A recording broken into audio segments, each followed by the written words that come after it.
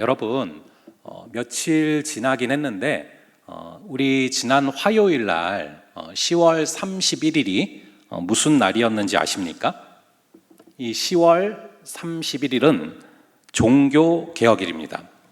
1517년 10월 31일 종교개혁자 마르틴 루터가 당시 교황을 중심으로 한 이 부패한 중세교회에 95개조 반박문을 붙이면서 이 종교개혁이 시작된 날을 기념하는 그런 날입니다. 그래서 오직 성경, 오직 은혜, 오직 믿음, 오직 그리스도, 오직 하나님께 영광, 이 5가지 명확한 가치를 주장하면서 종교개혁을 진행을 했는데요.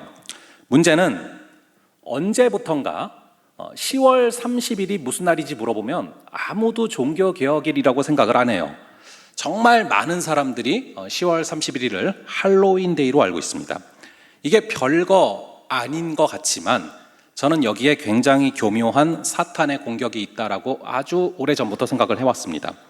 이 종교개혁일이 언제부턴가 이 할로윈데이라는 것에 묻히게 됐는데요.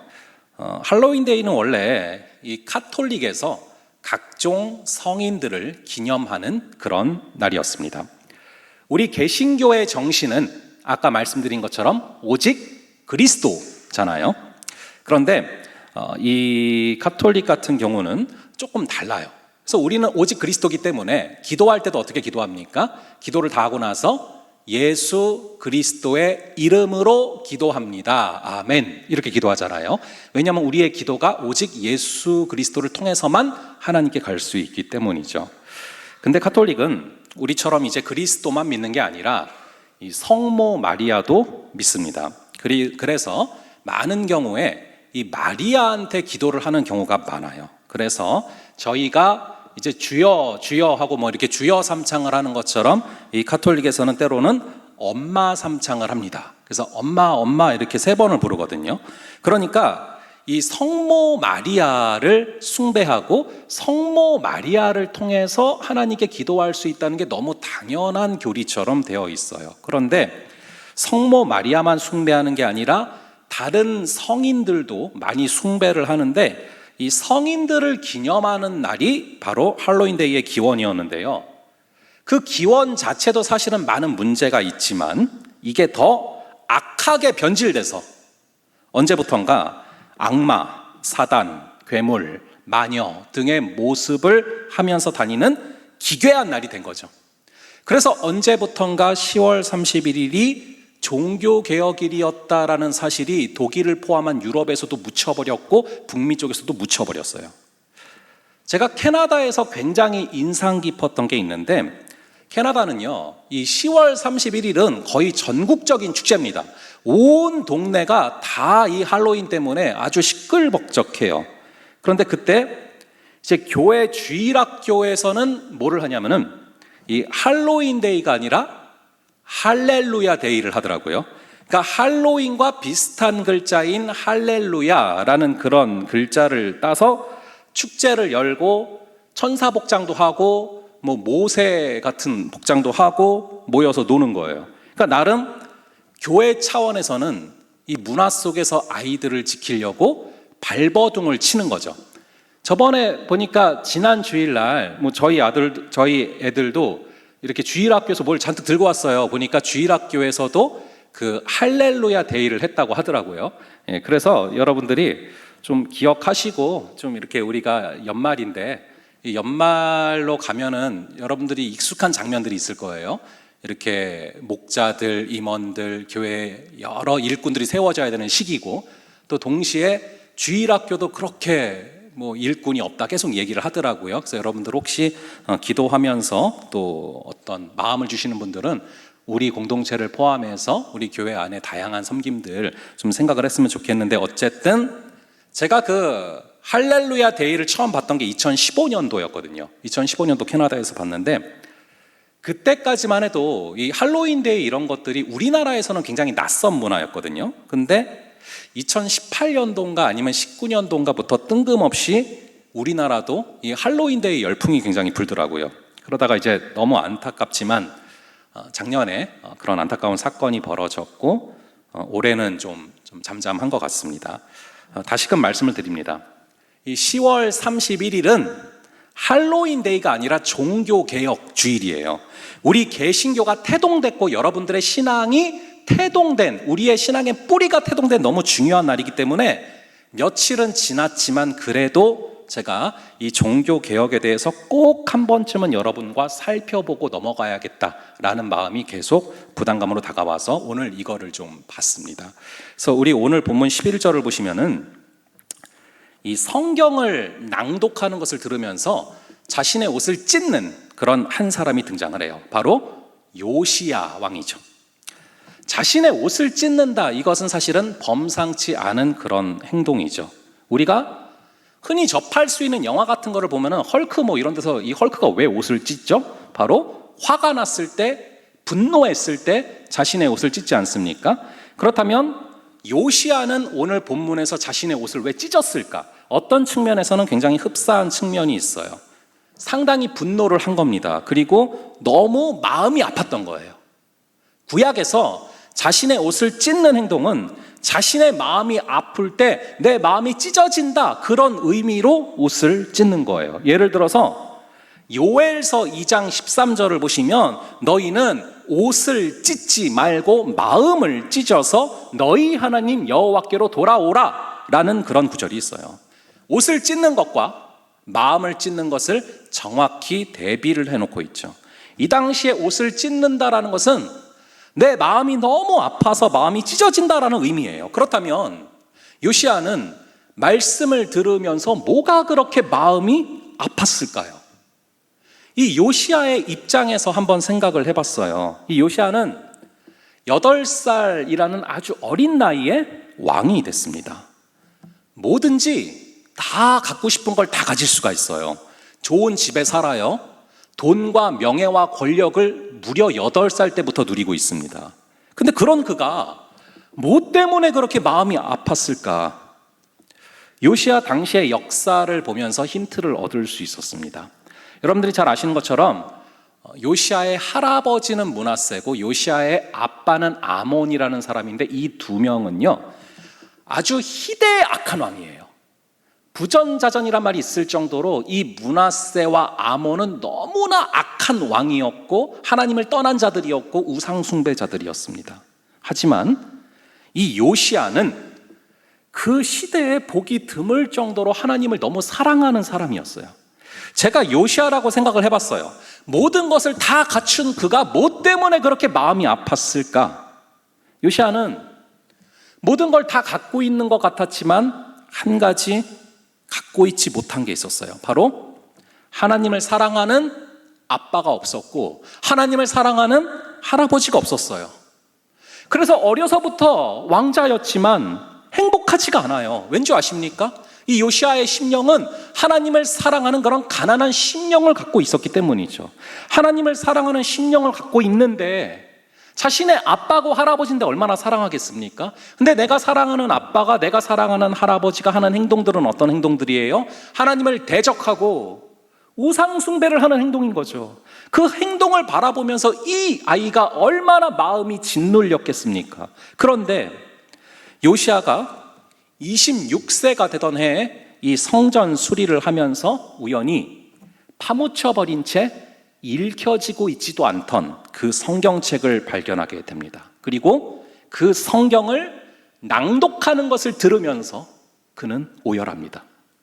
제가 느낀 느낌은 이거예요. 아마도 이렇게 생각을 하지 않았을까 싶어요. 이 성경을 아버지가 진작에 읽었더라면, 이 성경을 할아버지가 진작에 읽었더라면 우상 숭배에 빠지지 않을 수 있었을 텐데, 멸망하지 않을 수 있었을 텐데, 그래서 오열을 하면서 마음을 찢고 옷을 찢지 않았을까 생각을 해봅니다. 이 요시야가 옷을 찢는 장면을 바라보면서 생각났던 단어가 바로 종교개혁의 그 개혁이라는 단어였어요. 여러분, 이 개혁이란 단어는 고칠 개자와 가죽혁자를 쓰고 있습니다. 고칠 개자, 가죽혁자. 즉 개혁이란 가죽을 찢는 그런 아픔을 수반한다는 것입니다. 어쩌면 가죽보다도 더 질기고 고집센 이 마음을 찢는 수고가 있을 때 우리에게 변화가 가능해지고 고쳐진다라는 의미죠. 말 그대로 요시야는 그의 옷을 찢고 마음을 찢으면서 종교개혁을 할 준비가 이루어졌던 것입니다. 한 주가 지나긴 했지만 세상의 모든 기독교회가 10월 마지막 주일을 종교개혁 기념주일로 지킵니다. 그래서 이 개혁이란 단어는 여러분들에게 굉장히 익숙한 단어일 거라고 생각을 합니다. 사실 개혁은 기독교 안에서만 익숙한 단어가 아니죠. 이 사회에서 정말 많은 사람들이 개혁을 부르짖습니다. 정치, 경제, 사회, 교육, 그리고 심지어 축구협회에 이르기까지 굉장히 많은 집단에서 개혁을 말하죠. 그런 걸 볼 때마다 이 사회가 뭔가 잘못되어 있긴 잘못되어 있구나라는 생각이 들어요. 근데 여기서 한번 생각해 보고 싶은 것은 그렇게 많은 사람들이 개혁을 부르짖고 하는데 왜 개혁은 되지 않느냐라는 것이죠. 오히려 개혁을 부르짖으면 부르짖을수록 사회는 더 혼란스러워지고 손을 대면 댈수록 오히려 문제가 커지는 모습을 보게 돼요. 왜입니까? 왜라고 여러분들은 생각을 하십니까? 왜 개혁을 그렇게 많이 시도를 하는데 계속 우리 사회는 비슷한 상태일까요? 그 이유는 개혁의 대상이 이 제도나 시스템에 머물러 있기 때문에 그렇습니다. 우리는 개혁을 하고자 하면은 어떤 시스템이나 체계나 조직을 바꾸는 걸로 이해를 합니다. 하지만 그걸로는 절대로 진정한 개혁이 이루어질 수가 없어요. 아무리 좋은 제도나 시스템을 도입한다라고 할지라도 그 제도나 시스템을 운영하는 주체는 누굽니까? 바로 사람이죠. 그래서 근본적으로 사람이 변하지 않으면 절대로 근본적인 개혁은 이루어질 수가 없습니다.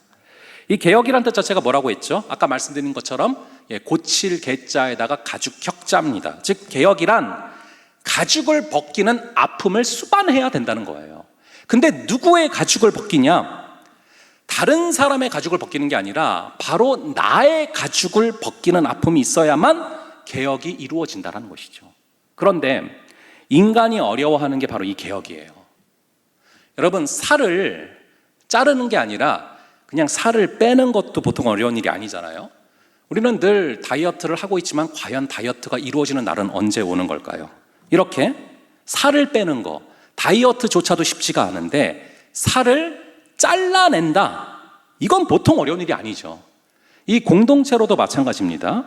한국교회 안에도 개혁을 부르짖는 굉장히 많은 목소리가 있었습니다. 그래서 새로운 제도와 시스템을 도입하고는 합니다. 하지만 제도와 시스템을 바꿨다고 해서 갱신이 이루어지지 않는다는 것을 우리는 너무 잘 알고 있죠. 한때 우리나라에 이 제자훈련이라는 열풍이 분 적이 있어요. 이는 일면 바람직한 부분도 있었다고 저도 생각을 합니다. 그런데 제자훈련이라는 것을 도입해서 성공하고 성장하는 공동체도 있었지만 또 그렇지 못한 공동체도 거의 절반 이상이었어요. 왠지 아십니까? 바로 이 제도와 시스템에만 집중을 했기 때문이죠. 제도와 시스템이 바뀌었다고 교회가 개혁되는 게 아니에요. 바로 사람이 변화되어야 개혁이 되는 것입니다. 그래서 고 옥하는 목사님께서 자주 말씀하셨던 게 하나 있어요. 바로 광인론이라는 겁니다. 미쳐야 한다는 거죠. 예를 들면은 이 제자훈련이라는 새로운 시스템을 도입하기 위해서는 먼저 제자훈련이라는 것에 미친 한 사람이 있어야 된다. 그래서 예수님도 미쳤다는 소리를 들었고 바울도 미쳤다는 소리를 들었는데 어떤 분야든지 미쳤다는 소리를 듣는 그 사람을 통해서 개혁이 이루어진다는 것이죠. 마찬가지입니다. 단순히 제도와 시스템의 도입으로는 개혁이 이루어질 수가 없고 그 변화를 위해서 어떤 희생이라도 감수하겠다라는 거룩한 광인이 있어야 개혁이 이루어지는데 그래서 우리가 1517년 10월 31일 루터가 비텐베르크 성당문에 95개조 반박문을 붙인 것을 지금까지 기념하고 앞으로도 기념을 해야 되는 것이죠. 여러분 1503년에 율리오 2세가 교황이 됐어요. 그는 막강한 권력으로 자신만의 비전을 갖고 많은 활동을 했습니다. 결정적으로 그는 세상에서 가장 크고 가장 웅대한 대성당을 건축하겠다라는 비전을 품게 됐습니다. 그래서 1506년에 로마의 베드로 대성당을 건축하기 시작을 했어요. 근데 이게 너무 큰 공사라서 율리오는 이것이 완공되는 것을 다 보지 못하고 세상을 떠났습니다. 이게 진짜 크거든요, 직접 보면은. 그래서 이제 뒤를 이어서 교황이 된 레오 10세가 베드로 대성당의 건축을 이어갔어요. 근데 너무 웅장한 이 대성당의 건축비를 감당하기가 어려워서 그는 고심 끝에 건축비의 충원을 위해서 면죄부라는 것을 만들어서 교회에서 판매하기 시작을 합니다. 이 카톨릭에서는 연옥이라는 개념을 만들었어요. 천국과 지옥의 중간 단계가 있다. 그래서 애매하게 죽은 사람들은 거기다가 결정된다, 뭐 이런 건데 전혀 성경에 나오지 않는 말도 안 되는 개념이에요. 그런데 그 돈을 충당하기 위해서, 그 자신의 비전을 이루기 위해서 면죄부를 팔기 시작하면서 이 면죄부를 성도들이 돈 주고서 사면은 자신이나 친척이 연옥에 머무는 기간을 단축시켜준다 라고 하면서 면죄부를 팔기 시작했습니다. 미친 듯이 팔렸죠. 성경에 나오지도 않는 개념인데. 이거를 보고서 루터는 자신의 신앙적 양심에 따라서 95개조 반박문을 비텐베르크 성당에 붙였고 로마 교회의 강한 문제점이 무엇인지를 드러냈습니다. 그 당시 루터 역시도 카톨릭 신부였는데 신부로서 이 거대한 로마 카톨릭의 반기를 든다라는 것은 결코 쉬운 일이 아니죠. 그가 신부로서 갖고 있는 모든 기득권을 내려놓아야만 하는 일이었고 또한 자기 자신의 목숨을 던져야만 하는 일이었습니다. 그래서 그의 주변에 많은 사람들이 루터를 만류했어요. 특별히 주변 사람들은 너가 가면은 죽게 될지 모르는 이 보름스 회의만큼은 절대로 참여하면 안 된다, 가지 말아라 말렸어요. 하지만 그는 뭐라고 말을 했냐면은 루터는 보름스 회의 장소에 기왓장처럼 마귀가 많더라도 나는 가리라 외치면서 나아갔고, 이때 루터가 작곡해서 찬송하면서 나아간 곡이 바로 찬송가 585장입니다. 여러분들이 아시는 친구들이 있을 거예요. 내 주는 강한 성이요, 아시죠? 이 찬양이 마르틴 루터가 작사 작곡한 거예요. 가사가 이래요. 방패와 병기 대신이 큰 환난에서 우리를 구하여 내시리로다. 옛 원수 마귀는 이때도 힘을 써서 모략과 권세로 무기를 삼으니 천하에 누가 당하랴. 그러나 예수가 우리의 대장 대신이 이기신다, 이러면서 나간 거예요. 여기서 우리는 루터가 정말로 예수가 나의 성이요 나의 방패 되신다라는 것을 확신했다라는 걸 알 수 있어요. 그렇지 않고서야 어떻게 그 장소로 나아갔겠습니까? 그는 진정 거룩한 광인이었고 자신의 목숨을 성경을 사수하기 위해서, 성경적인 진리를 사수하기 위해서 던질 수 있는 그런 자였습니다. 그리고 그와 같은 성경적인 진리들을 사수하기 위해서 모인 그런 광인들에 의해서 세워진 교회가 바로 이 개신교예요. 이 개신교를 영어로 하면요 프로테스탄티즘이라고 합니다. 프로테스탄티즘. 이것은 프로테스트라는 단어에서 나왔어요. 이것은 항의하다, 저항하다라는 뜻입니다. 잘못된 가르침, 성경에 있지 않은 가르침, 성경에서 우리를 벗어나게 하려는 그런 가르침에 대해서 계속해서 저항함으로써 계속해서 개혁되어지기를 원하는 무리가 바로 저와 여러분, 그리고 개신교라는 것입니다. 그렇습니다. 이 개신교인이라면 개혁주의 신앙의 전통 아래 있는 것이고, 우리는 개신교인이라면 반드시 프로테스트, 즉 저항하고 항의해야 돼요. 무엇에 대해서? 바로 우리로 하여금 말씀에서 떨어지게 만들려고 하는 많은 것들에 대해서 저항하는 그런 자들이 바로 우리의 정체성, 여러분들이 소속된 이 교회의 뿌리라는 것입니다. 그렇다면 우리는 어떻게 우리의 삶에서 개혁을 이루어낼 수가 있습니까? 우리는 많이 착각하는 게 개혁이라고 하면은 뭐를 뒤집어 엎고 뭐 완전히 뜯어 고치고 새롭게 다시 시작하고 이런 거를 개혁이라고 많이 생각을 해요. 하지만 진정한 개신교의 개혁은 그런 게 아니라 바로 원점으로 돌아가는 것입니다. 원점으로. 우리 한번 따라해 볼게요. Ad func. Ad func. 이게 바로 원점으로 돌아간다라는 종교개혁에서 가장 중요한 정신적인 뿌리에 해당됩니다. 말씀이 원래 의도했던 그 지점으로, 그 원점으로 돌아간다. 이게 바로 개혁의 방향이자 방법입니다. 우리의 개혁은 항상 원점으로 돌아가는 것입니다. 그래서 이 천주교는 개신교가 천주교에서 나왔다고 말을 합니다. 그래서 천주교는 큰 집이고 우리는 작은 집이다라고 얘기를 하는데, 사실 우리는 서로 딴 집입니다. 개신교는요 천주교에서 나온 게 아니에요. 바로 말씀에서 나온 겁니다. 그래서 종교 개혁자들이 붙잡은 가장 중요한 첫 번째 가치가 바로 오직 성경인 것이에요. 오직 성경만이 우리 신앙생활의 유일한 지침이다라는 것이죠. 그래서 개신교는 말씀을 어떤 것보다 가장 중요시합니다. 말씀에서 모든 게 시작되고 말씀에 바로 개혁의 원리가 들어가 있기 때문이죠. 또한 말씀을 읽을 때에만 우리의 영혼이 살아나기 때문입니다. 저도 제가 교단을 바꾸거나 딴 데로 가지 않는 한 저의 비전은 바로 이거예요. 말씀입니다. 우리가 오늘 초반에 살펴봤던 본문을 조금 더 자세히 보겠습니다. 요시야는 8살의 왕이 됐어요. 아시다시피 8살의 나라를 통치한다, 이거는 당연히 쉬운 일이 아닙니다. 그래서 그는 26살이 될 때까지 한 18년 정도를 왕으로 다스릴 준비를 차곡차곡 쌓은 것 같아요. 그리고 26살이 되던 해에 요시야가 왕으로서 한 첫 번째 일이 무엇입니까? 바로 서기관 사반을 통해서 성전 수리를 명령한 것입니다. 그런데 성전을 수리하던 중에 이 대제사장 hil기야가 구석에 처박혀 있던 뭔가를 발견하게 됐어요. 그게 뭐였을까요? 먼지에 덮인 채 구석에 박혀 있던 성경책이에요. 아마도 할아버지와 아버지였던 이 므낫세와 아몬 당시에 일찌감치 버려진 것으로 보여집니다. 왜냐하면 그들은 전혀 성경을 읽지를 않았거든요.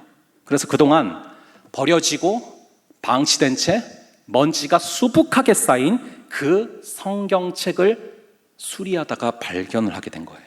그래서 이 발견한 성경책을 읽다가 요시야는 한 구절 한 구절을 듣고 마음이 찢겨지는 고통을 느끼게 됩니다. 이 성경을 조금만 더 빨리 찾았더라면, 그래서 나의 아빠가 이 성경책을 읽었더라면, 나의 할아버지가 이 성경책을 읽었더라면 그들이 하나님께 돌아갈 수 있었을 텐데 이미 죄 가운데 죽어 있는 것이죠. 요시야는 이 슬픔이 다시는 반복되지 않기를 원했습니다. 그 누구도 말씀을 들어보지도 못한 채 죽는 것을 보고 싶지가 않았습니다. 그래서 온 백성을 모아놓고 말씀을 읽고 나아가기 시작합니다. 이게 바로 이스라엘에서 종교개혁이 벌어진 그 시점을 우리가 읽은 것입니다. 그렇습니다. 이 개혁운동의 중심에는 또 우리가 속한 프로테스탄티즘, 이 개신교의 뿌리에는 말씀이 있습니다.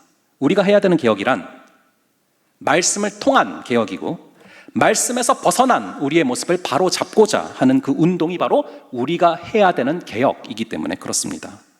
살펴본 것처럼 요시야 전에 60년 이상 이 말씀은 먼지 속에 파묻혀 있었어요. 아무도 말씀에 관심을 두지 않았습니다.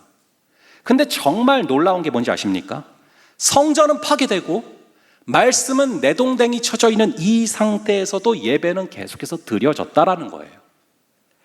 490년 전에 루터가 종교개혁을 일으킬 당시도 마찬가지였어요. 그때 예배가 여러분 어땠는지 아십니까? 이 사제가 올라와서 하는 일은요, 이 라틴어로 된 성경을 쭉 읽는 거예요. 그 당시 쓰던 언어가 아닙니다. 라틴어는 고어예요. 누구도 몰라요, 무슨 뜻인지. 근데 사제도 자기가 읽으면서 뭔지도 모르는 라틴어를 쭉 읽고, 앉아있는 청중들도 이해를 못하면서 쭉 그냥 앉아있는 거예요. 그렇게 라틴어 성경을 귀로 들으면서 예배를 드렸습니다. 그러니까 여러분, 이 당시의 사제들은요, 설교 준비 이런 거를 할 필요가 없었겠죠. 되게 편했을 것 같아요. 설교 준비가 사실은 제일 목회하면서 힘들다 느껴지는 부분인데 그런 거 아무것도 안 하는 거죠. 그냥 라틴어 성경을 쭉 읽어요.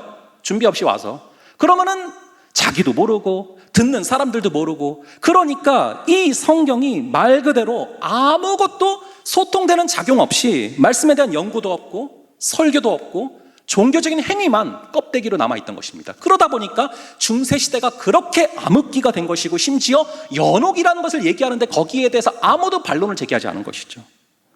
이 요시야나 마르틴 루터, 그들의 말씀을 향한 그 열정은요, 가슴 깊이 박혀 있었던 것이었습니다. 그래서 그분들이 이 개혁을 위해서 거룩한 광인이 되어서 말씀의 회복을 위해서 분투했던 것이죠.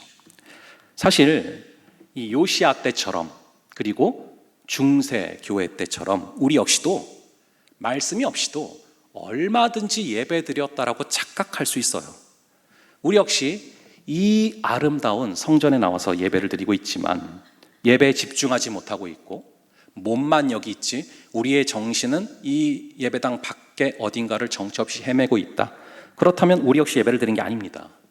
함께 모여서 사도신경을 외우고 기도하고 찬양하고 다 했지만 말씀 가운데 나의 죄악된 모습을 발견하고 그 말씀을 따라서 나의 삶을 재조정하고 그 말씀을 붙들고 피 흘리기까지 싸우는 모습이 없다라면 우리는 예배드린 게 아니라는 거예요. 우리 역시도 몸만 왔다라는 것으로 예배드렸다고 착각할 수 있다는 것입니다. 그렇다면 이런 상황 가운데 우리의 모습은 어떠해야 합니까? 종교개혁을 다시 기념해야 되는 이 시점에 우리는 과연 종교개혁자의 후회다운 모습으로 살아가고 있냐라고 지금 물어보는 것입니다. 이 본질인 말씀, 본질인 예배, 이거를 붙잡지 못하게 하는 것들에 여러분들은 항거하고 있습니까? 본질인 말씀과 예배에 집중하지 못하는 것들에 여러분들은 프로테스트하고 있습니까? 예배와 말씀에 집중하지 못하도록 만드는 것들이 내 속에서 일어나는 잡념이든 공상이든 아니면 또 다른 문제든 간에 그것들과 싸워야 돼요. 그것들과 저항해야 돼요. 그러면서 본질인 말씀을 붙들고 본질인 예배를 붙들어야 되는 것, 그것이 바로 우리의 신앙의 정체성이라는 것입니다. 음식점도 그래요. 여러분, 음식점이 아무리 싼 값을 강조해봤자, 음식점이 아무리 빠른 배달을 강조해봤자 맛이 없으면 아무도 안 가요. 왜냐하면 음식점의 본질은 맛이기 때문에 그렇습니다. 그렇다면 우리가 신앙생활에서 본격적인 승부를 걸기 위해서는 여러분 뭐에 집중을 해야 됩니까? 당연히 말씀과 예배예요. 우리는 예배 그리고 말씀으로 승부를 걸어야 됩니다. 그럴 때 우리의 마음에 개혁이 임하게 될 줄을 믿으시기 바랍니다. 물론 절대 우리 힘으로 되지 않습니다. 성령께서 은혜를 부으셔야만 가죽과도 같던 그 딱딱했던 우리의 마음이 녹아져서 그 마음이 찢겨지고 그때 부드러운 마음이 회복되는 것입니다. 우리 마지막으로 다음 구절을 한번 함께 읽고 그리고 마치도록 하려고 하는데요. 에스겔서 36장 26절입니다. 에스겔서 36장 26절의 말씀을 여러분들 함께 읽고 이 말씀 붙들고 우리 기도하며 나가겠습니다. 함께 읽겠습니다. 시작. 새 마음을 너희에게 주되 너희 육신에서 굳은 마음을 제거하고 부드러운 마음을 줄 것이며, 다시 한번 읽겠습니다. 또 새 영을 너희 속에 두고 새 마음을 너희에게 주되 너희 육신에서 굳은 마음을 제거하고 부드러운 마음을 줄 것이며. 여기서 새 영은 성령의 충만함을 부으신다는 거예요. 그럴 때 가죽과도 같았던 우리의 마음이 녹아져서 그 마음이 부드럽게 되는 줄을 믿으시기 바랍니다.